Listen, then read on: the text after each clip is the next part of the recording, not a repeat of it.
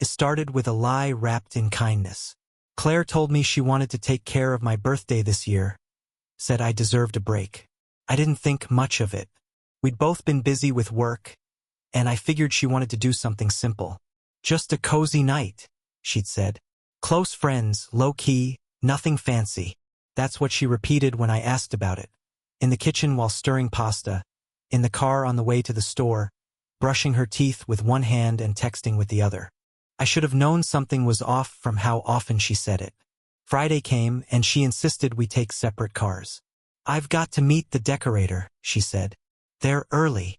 I raised an eyebrow. Decorator? For a cozy night? But she brushed it off with a kiss and a rushed "you'll see. Just wear something nice." I pulled into the address she texted me. A downtown event space, all glass and steel, valet out front. Not a friend's house. Not a restaurant.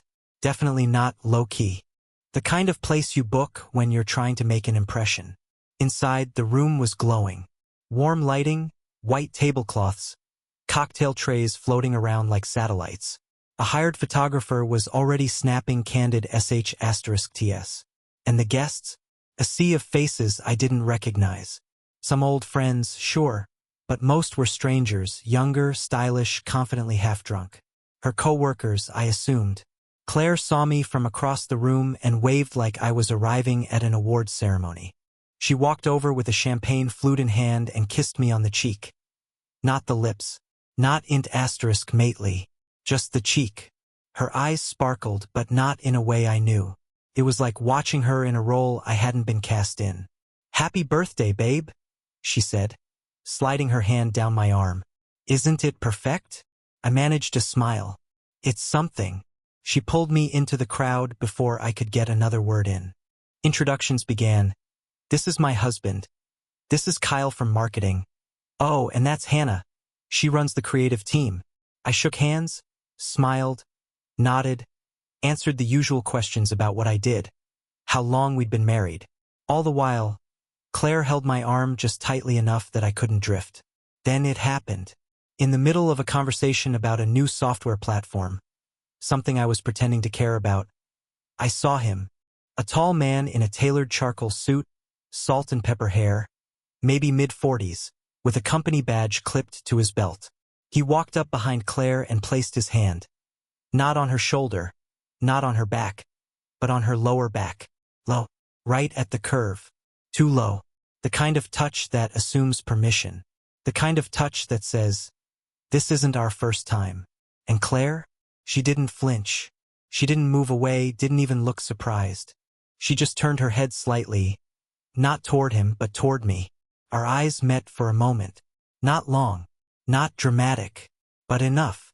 She held my gaze, smiled like nothing was wrong, and then casually stepped away from his hand. She walked toward me and kissed my cheek again, then slipped her arm into mine. "Come meet Dr. Nathan," she said, like we were talking about some academic speaker. "He's the corporate therapist. Really helped our team through some tough stuff." I followed, stunned but silent. The man, Nathan, extended a hand with a practiced smile. His grip was firm, self-assured. That's the only word for it. Assured. Like a man who'd already gotten what he wanted. "Nice to meet you," he said. "Claire talks about you." I managed a polite chuckle. "Only the good things, I hope." He smiled. "Only." We didn't talk long. He was pulled away by another group. More smiles, more drinks. Claire stayed by my side for a few more minutes, then excused herself to go check on the music. That left me standing there, staring at the spot where he had touched her. Maybe no one else noticed it. Maybe no one thought twice. But I did, because I knew my wife's body language. I knew what it meant when she stiffened, when she stepped back, when she looked uncomfortable. But she hadn't. She hadn't moved at all. Later that night, after the guests thinned and the music softened into background noise, we sat together at one of the long tables with untouched appetizers and half-drunk wine glasses scattered around us. I looked at her, really looked, and asked, "Who was that guy, again?" She didn't even blink. "Dr. Nathan," she said. "The company brought him in to help reduce burnout. You know how stressed everyone's been." I nodded slowly. He seemed familiar. She gave me a flat smile. You're reading into things again. That word, again. It was a pattern. Anytime I noticed something that made her uncomfortable, anytime I asked a question that struck too close, she framed it as my problem. My insecurity. My overthinking. Not her behavior. But this time was different. This time I didn't argue. I didn't ask follow-ups. I didn't press. I just smiled and said, "You're probably right." And that scared me more than anything, how easily I said it. How natural it felt to pretend I hadn't seen what I'd seen. We drove home in separate cars. She sent me a text on the way. "Thank you for being such a good sport tonight. I love you." I stared at the message until the light turned green. Then I locked my phone and kept driving. That night, I laid awake in bed, staring at the ceiling, listening to her in the bathroom, humming softly, removing her makeup, laughing at something on her phone. She came to bed smelling like champagne and citrus and some new perfume I didn't recognize. She slipped under the covers, kissed my shoulder, and whispered, "Happy birthday, babe." I didn't answer.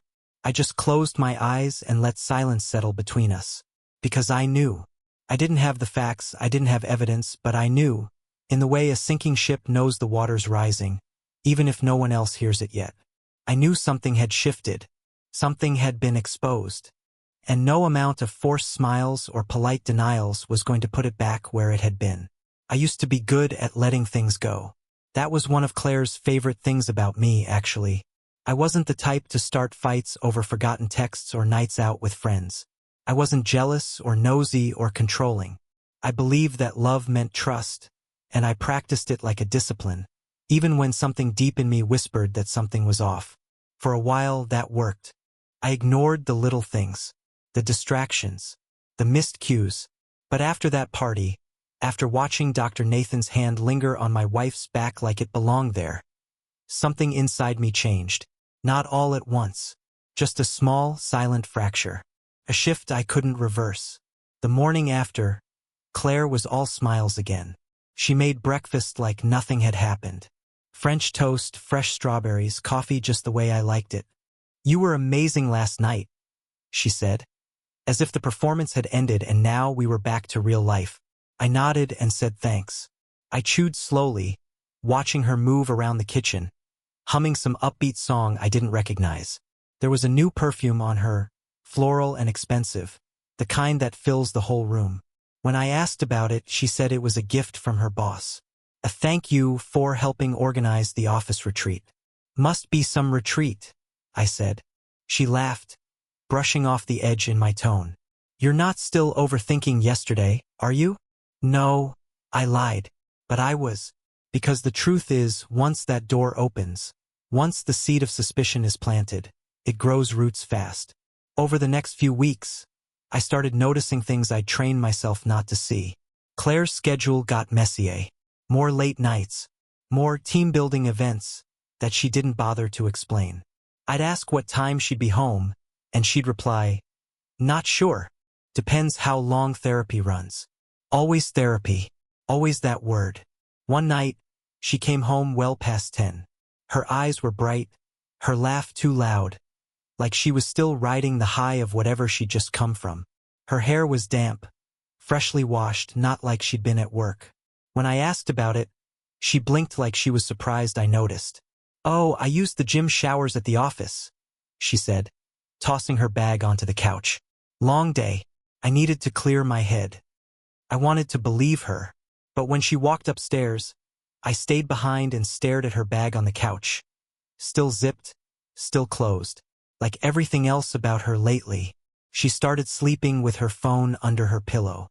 That had never been the case before.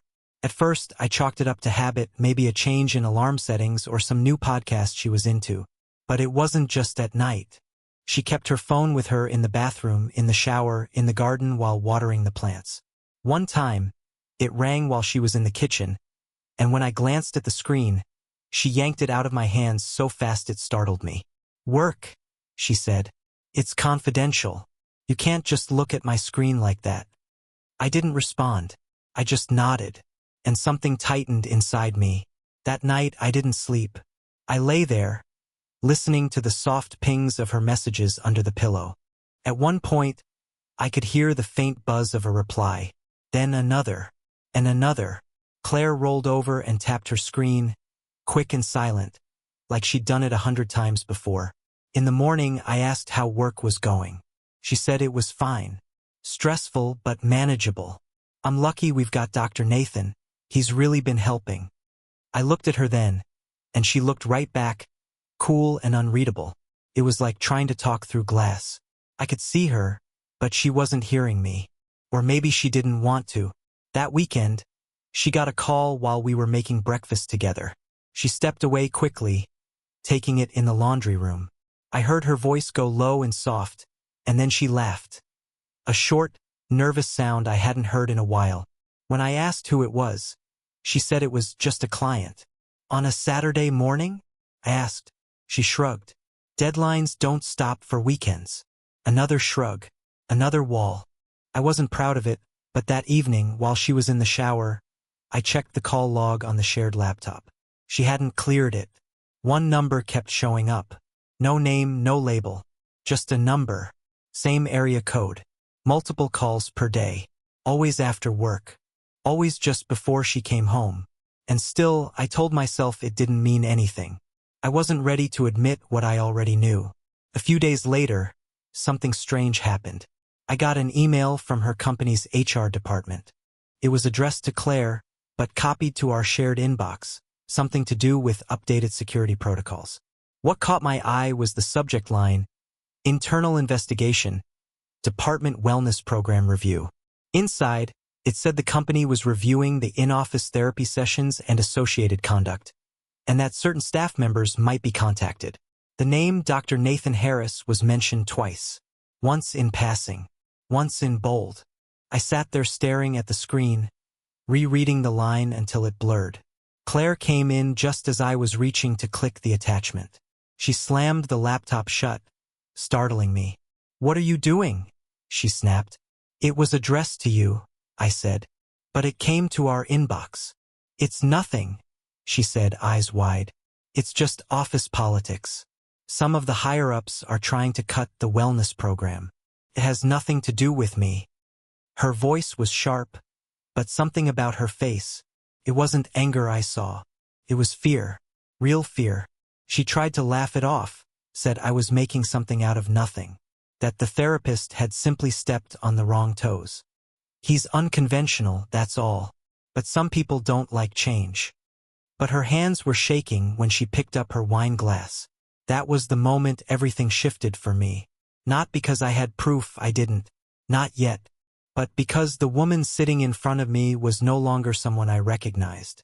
She wasn't deflecting to protect herself. She was hiding, scrambling, trying to hold something together that was already unraveling. Later that night, I opened the laptop again while she slept. I found the email. Read it again, slower this time. I didn't forward it, didn't print it, didn't even save it. But I remembered every word. Especially the part that said, "Until the investigation is complete, all sessions with Dr. Nathan Harris are to be considered suspended." Suspended. There was something real happening. Something she couldn't explain away. And for the first time in our marriage, Claire was afraid. Not frustrated. Not annoyed. But genuinely afraid. I watched her sleep that night, her body curled away from mine. Her breathing was steady, peaceful, like nothing in the world could touch her. But I lay there awake, staring at the ceiling, my chest burning with the quiet ache of betrayal. I still didn't know what exactly she had done. I didn't know when it started or how far it had gone. But the cracks were there now. Clear. Obvious. And no matter how many times she smiled or said, "I love you," or poured my coffee just right, I couldn't unsee them. The house felt colder. The air felt thinner. Like I was living in a home built over a sinkhole. It hadn't swallowed us yet, but I could feel the ground shifting beneath my feet. It happened on a Tuesday night, and I remember the silence most of all. Claire had fallen asleep early, unusually early. She'd barely touched her dinner, claimed she had a migraine, and disappeared upstairs right after taking a call. I stayed downstairs, pacing between the kitchen and living room, the sound of the dishwasher humming like background static in a life that no longer felt like mine. Her phone was on the nightstand. That never happened anymore. She used to guard it like a secret, taking it with her even on bathroom trips. I joked once that if it were waterproof, she'd swim with it. But tonight, there it was, screen down, case slightly cracked on the corner. Felt like a test. Or maybe a mistake. I stood in the doorway, unsure if I should even look. But deep down, I knew I wasn't asking for permission anymore. I had given this woman everything. Time, loyalty, patience. And all I wanted now was clarity. The screen lit up. I didn't touch it. I didn't need to. The message preview glowed in the dark, simple and damning. Nathan, I can't believe we got caught over a stupid kiss. It was still worth it. That was all. No emojis. No denials. No careful phrasing. Just a message between two people who were no longer hiding, because apparently, they had already been seen. My heart didn't even race. That surprised me. It just sank, low and heavy, into a part of my chest that felt like it had been hollowed out in advance. Like my body had already made space for this moment. I stared at the message until the screen dimmed again. Then I turned and walked out of the room without a sound. The next morning, I woke before her. I didn't sleep. Not really. Just laid in bed beside her. Eyes open, trying to remember the version of Claire who used to make pancakes on Saturdays and leave handwritten notes in my lunch bag. The woman who once held my face in her hands and told me I was the only person in the world who made her feel safe. Where did that woman go? She stirred just as I was putting on my shoes. "You're up early," she mumbled. "Couldn't sleep," I said, tying the laces slowly. "I've got a few errands to run before work." She nodded, still half asleep, and rolled over. No suspicion, no guilt, just the same person she'd been the night before, at least on the surface. But I wasn't the same anymore. Before heading out, I stopped by my computer and logged into her company's website. It took me a minute to navigate the internal directories, but I found it. The HR department staff page. I scrolled until I saw his name. Dr. Nathan Harris, Corporate Wellness Director. Status: terminated. Note: professional license revoked by State Board. There it was. Public. Official. Clean. I stared at the words not because I doubted them, but because I didn't. This wasn't some office rumor or emotional overreaction. This wasn't jealousy or paranoia. This was real. And whatever she thought she was hiding, it had already unraveled in the background. That afternoon, she got a letter in the mail. I found it before she did. A sealed envelope marked, "Confidential. Access Review." From her company. I left it on the counter. Claire came home late as usual. Hair damp again. She smelled like that same citrus vanilla perfume I never approved of. She poured herself a glass of wine without speaking to me. Barely looked my way. Then she saw the envelope. I watched her face change. Slowly, like a wave creeping in. She picked it up, read the sender's info and froze. Not because she didn't recognize it, but because she did. She held it like it was ticking. I stood there, leaning against the fridge, arms folded. "What is it?" I asked casually. She cleared her throat. "It's just something about badge renewals. They do this every quarter." I said nothing, just raised an eyebrow. She opened it, skimmed the contents, and her shoulders stiffened. Then, without missing a beat, she folded it in half and slid it into her purse. "It's nothing," she repeated, her voice thinner now. "Seriously, you're making that face again." "What face?" "That one," she said, forcing a laugh. The "I've built a conspiracy theory in my head" face. I didn't argue. I didn't have to. She went to the couch and turned on the TV, flipping through channels like someone desperate for noise. I stayed in the kitchen, watching her from the corner of my eye. That was the first time it hit me. She wasn't just hiding the truth. She was trying to outrun it. And the weight of everything she'd gambled, her marriage, her job, her reputation, hadn't even fully landed on her yet. But it would. It was only a matter of time. And when it did, I wanted to be ready. Later that night, after she went to bed, I opened her email again. Not her phone, not this time. Her work laptop was logged in. Careless. She used to close everything, double-check the locks, run interference like a spy. But something had shifted. Maybe she believed I'd stopped looking. Maybe she thought I was too tired, too defeated. But I wasn't tired. I was quiet. And that's not the same thing. There were dozens of emails between her and Nathan. Most were professional. A few, buried deeper, weren't. Flirting disguised as jokes. Hope therapy today was more fun than painful. Wish we could skip the talking part. I still remember that elevator ride. The timestamps were recent. The tone int asterisk mate but coded. Like two people who didn't want to leave a trail, but didn't care enough to truly cover their tracks. One email stood out. Sent the day before the party. Subject: schedule shift. From Dr. Nathan Harris. To Claire. Hey. Got us a private room again. Same time as last week. Nobody should bother us. Let me know if you want to grab a drink after. I'll make sure you get home safe this time, winky face.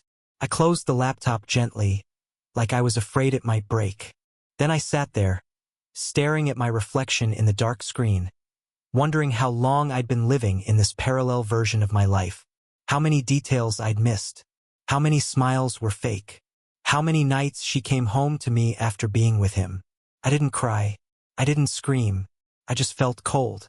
The kind of cold that settles in your bones when you stop denying what's in front of you. When truth stops being theory. When it starts having names, times, locations, subjects, and senders. That night, I didn't sleep beside her. I took a pillow and went to the guest room. Closed the door.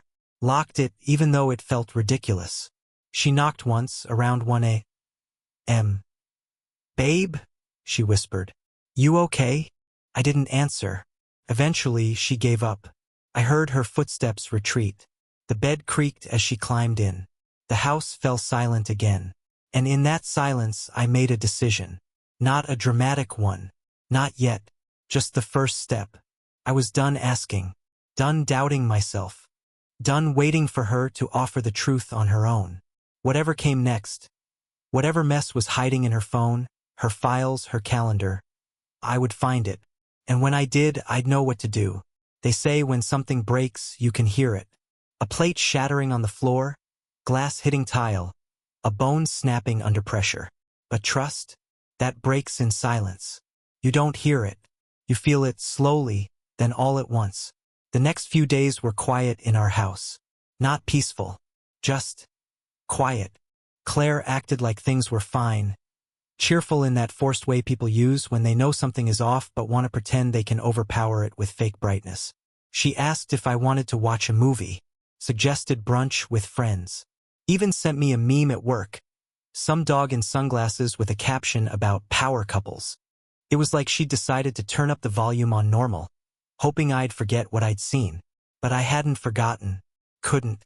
That text from Nathan, the internal memo from her company, the emails, they weren't guesses or gut feelings. They were facts. Markers on a trail I could now follow, one breadcrumb at a time. And so I did. I started small. Pulled up bank statements. Claire had a corporate card tied to her account. I'd never paid much attention to it before. She'd always been careful, always responsible. But now, I looked at every transaction like a detective reading a confession. And it was all there. 3 hotel charges in the last 6 weeks. Each one during a late session day. None in our city. All just outside downtown. Tucked near exits, the kind of places business travelers might use. Except Claire's office was nowhere near those. I matched the timestamps to her work calendar. All of them listed as therapy/wellness block or leadership debrief. One charge included a room service receipt, 2 entrees, wine for 2. She'd paid the tip in cash. Next, I checked her cloud storage, the one linked to her work tablet. She rarely used it, probably forgot it was even syncing.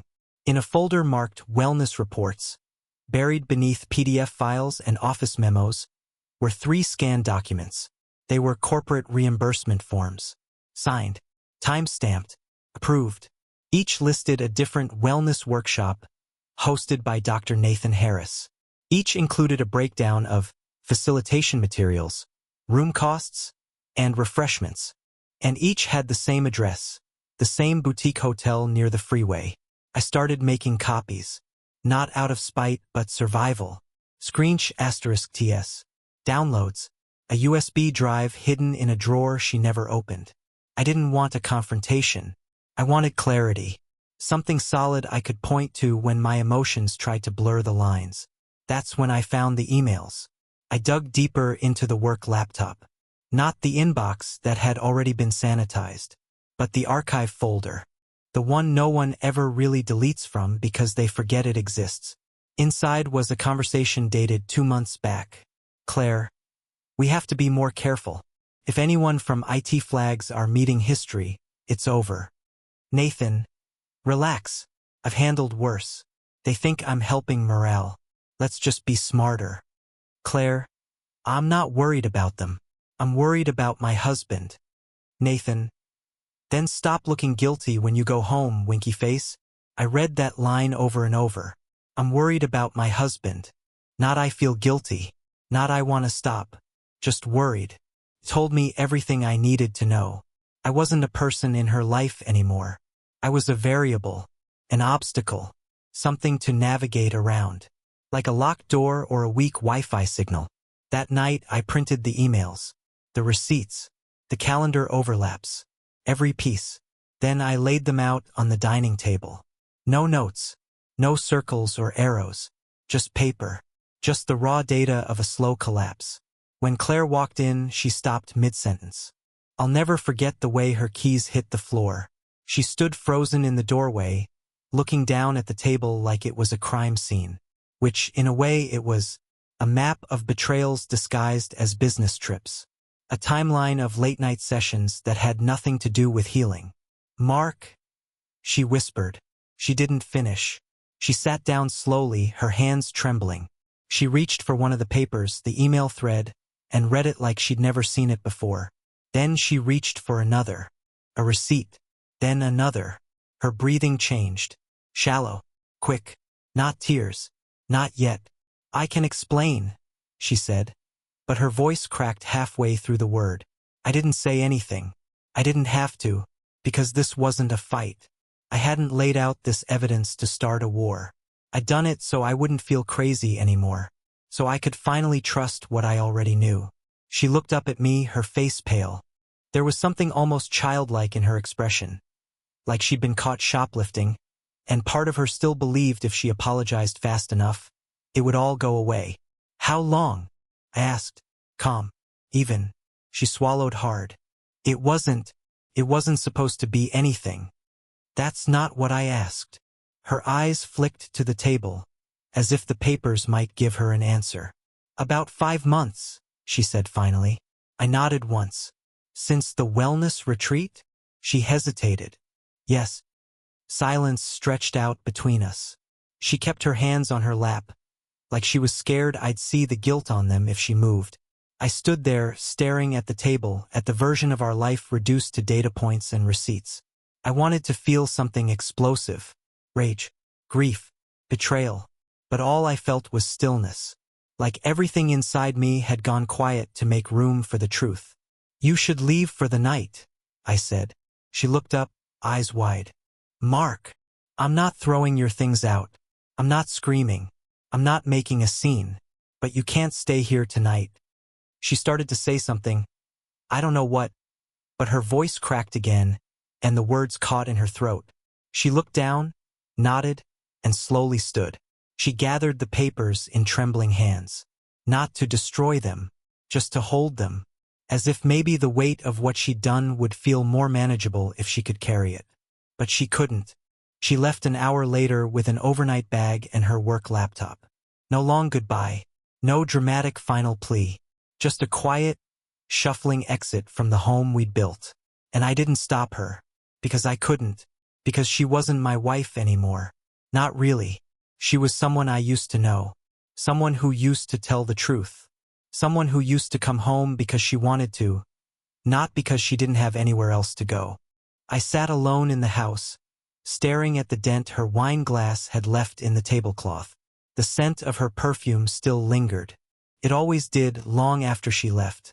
And for the first time, I let myself ask the question I'd been avoiding for weeks. What do you do when the person you trusted most rewrites the story without you? I didn't have the answer yet, but I knew the next chapter wouldn't include Claire. After she left that night, the house didn't feel empty. Felt cleaner. Not physically, her jacket was still on the hook by the door, her toothbrush still in the holder, her half-used bottle of moisturizer still by the sink. But the air itself felt lighter. No more tension humming beneath the surface.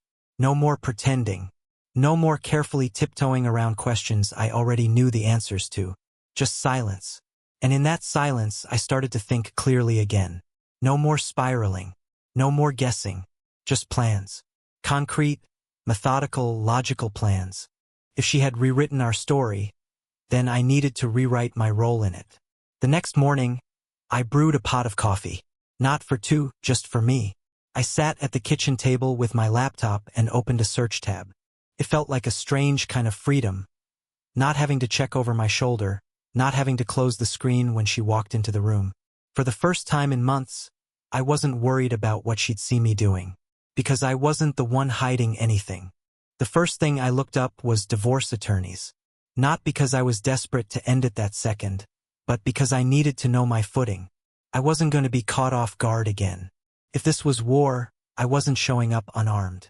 The top result was a sleek-looking firm with 5 stars and a tagline that read, "Protect what's yours." Normally, that kind of thing would have made me roll my eyes. But right then, it felt like permission. I booked an appointment for the following afternoon. I didn't text Claire to let her know. I didn't owe her that. That day, I worked from home. Answered emails, joined Zoom meetings, filled in spreadsheets. My coworkers cracked jokes like always. No one could tell that my marriage had ruptured the night before. That's the thing about betrayal. It doesn't show up on your face unless you let it. And I wasn't letting anything through. Claire didn't text either. Not that morning. Not by lunch. Not even a "can we talk?" or a "hello, I miss you." I expected at least something. Paragraph. A voicemail. But there was nothing. I checked the security cam footage from the front door. She hadn't returned. Her car never pulled back into the driveway. Her location, still shared with me from an old setting she probably forgot about, hovered somewhere in the next city over, near a strip of chain hotels and mid-range bars. Not exactly subtle. I didn't look too closely. I didn't need to. When the time for my legal consult came, I dressed like I would for a regular day. Nothing dramatic, jeans, button-up shirt, neutral colors. The lawyer's office was modern and cold. All white walls and glass doors. The receptionist offered me water and a clipboard. Inside, I met with a man named Marcus. He was sharp-eyed, calm, maybe late 30s. He asked how long we'd been married. Whether we had kids, we didn't. Whether we owned property, yes, the house, under my name, and what the current state of the relationship was. I told him the truth. Not everything, just enough. My wife had an affair with someone from her company. He was recently fired. She may lose her job too. I've collected documentation, receipts, emails, timestamps. I'm not sure what she plans to do, but I want to be ahead of it. He took notes. When I mentioned that everything financial was in my name, the house, the savings, the investment accounts, his pen paused. "You're in a very strong position," he said, looking up. I nodded. That's what I thought. He explained the logistics. What separation would look like. What division of assets would likely entail, or in our case, not entail much, since most assets were either inherited or acquired before marriage. He used phrases like clean break and amicable filing, but nothing about this felt amicable. It felt surgical. When he asked what outcome I was looking for, I surprised myself with the answer. "I don't want revenge," I said. "I want distance, clarity, control over my life again." He nodded like he'd heard that before, probably dozens of times. "Then you're doing the right thing," he said. "Let's begin drafting." That night, Claire still hadn't come home. She texted once, just before midnight. "I need a little more time to clear my head. I'm staying with a friend. I'll call you soon." No apology. No explanation. No name for the friend. I didn't respond, because by that point, I'd stopped waiting for her to say something that would make it all okay. I knew her rhythm now.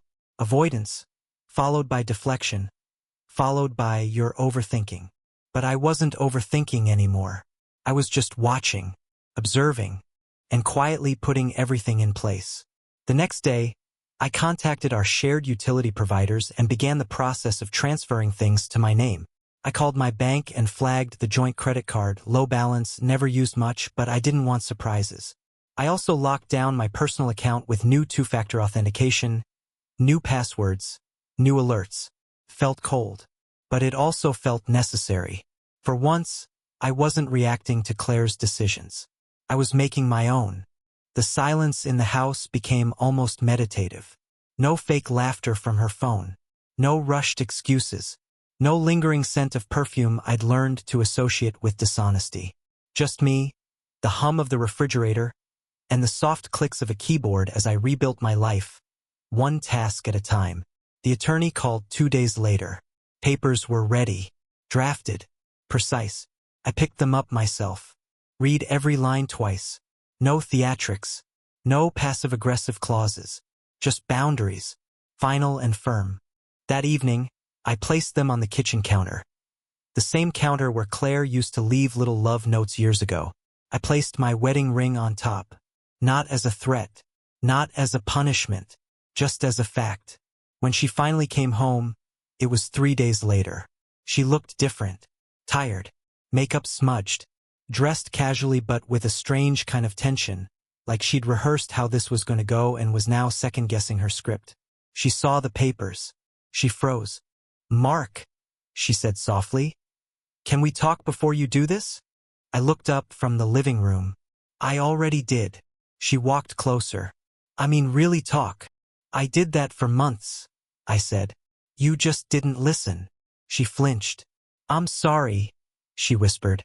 I didn't respond, because what she didn't understand was that an apology now was like patching drywall in a house with no foundation. I didn't need her guilt. I needed her gone. "I'm not going to fight you on this," she said, voice cracking. "But I just want you to know it wasn't about replacing you. It wasn't about love. It was about control," I said flatly. "About feeling wanted.